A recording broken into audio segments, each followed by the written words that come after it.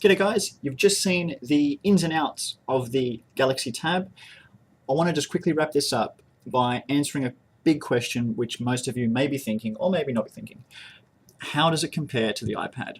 And which one should you buy? I'm going to go through some technical specifications for a few of the nerds out there and also just people who are really interested. The two devices side by side. Let's go. Galaxy Tab, 7-inch, iPad 10-inch. Which one wins? I think the 7-inch. You know why? Because I think it's more portable. Like I said, I can double thumb, I can carry it around, I can put it in my pocket. There are some real advantages to having a 7-inch tablet. Weight. This weighs, as in weight as in W-E-I-G-H-T. This weighs 380 grams. The iPad weighs 730 grams. However, even though this is a 7-inch, it feels a little bulky. It's lighter. Tab wins. The resolution on this device is 600 by 1024. The resolution on the iPad is 768 by 1024. With that said, if I want to watch a video or I want to look at pictures or even read documents, I would rather be doing it on a 10-inch tablet. So in this case, the iPad wins because for viewing, it's great. May not be better for portability, but we're just talking about viewing.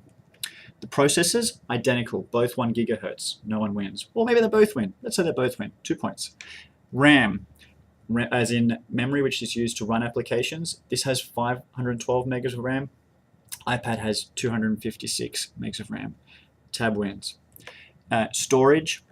This can come in a 16 gig and a 32 gig version. And like I showed before, it's got the micro SD card slot, which can take a 32 gig card. Brings up to 64 gig. The iPad comes in 3 versions, 16, 32, and 64. Guess what? We're at the same point. No one wins. 2 points each.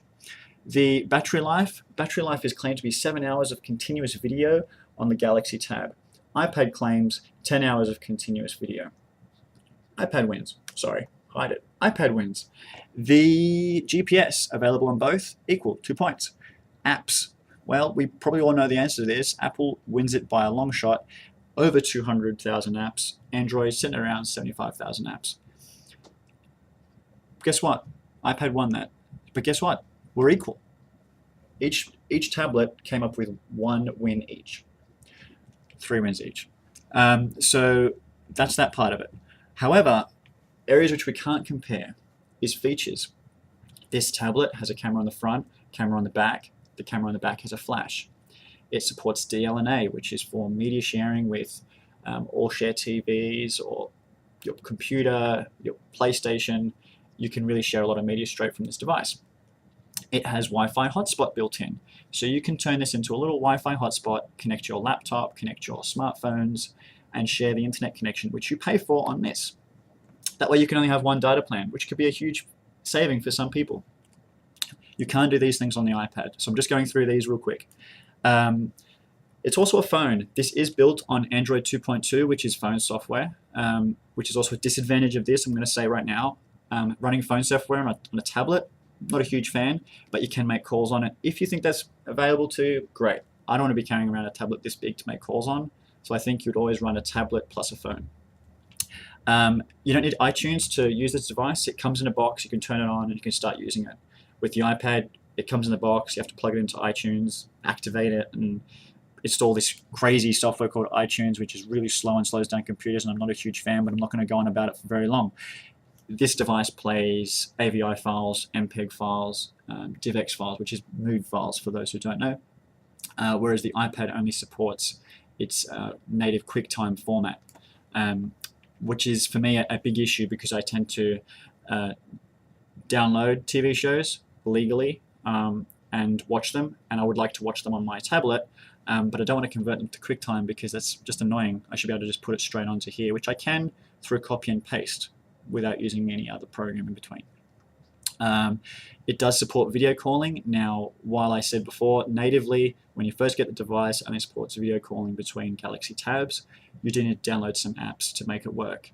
Now, the iPhone 4 supports video calling as well, but not the iPad, mainly because it doesn't have a camera. I think that the iPad 2 will have cameras and will be able to do video calling. They've already said that they'll be able to do hotspots as well.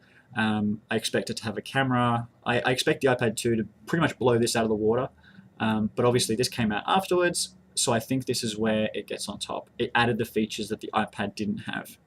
So obviously it comes down to how important you think those features are when you compare it to the iPad. One of the couple of really big strengths of the iPad is its build quality. This is a plastic case. The iPad has an aluminium backing, which is really, really nice, and it looks really cool, and it's quite strong as well. And I think that the iPad is more intuitive. I think the iPad is an easier to use device, and I think that the App Store is worth more than 1 point. I said that it was worth 1 point in scale. However, 200,000 apps is a lot, and I think that there are so many more really, really good applications being developed for the iPad and not enough really, really good applications being developed for the Android. So with that said, which one would I pick? I'll tell you, if I was making a decision on behalf of a business and I needed to give devices out to my staff, I would be going with the iPad, purely for the app function. There are so many more apps on there. My staff would benefit a lot more from the iPad. Personally, if I was having something just to use for myself, for personal use, I'd be on the tablet, the Galaxy Tab. Just for those reasons that I can do more, I feel more free, more able to achieve the things that I want to do. Video, music, cameras, video calling, these are important things to me.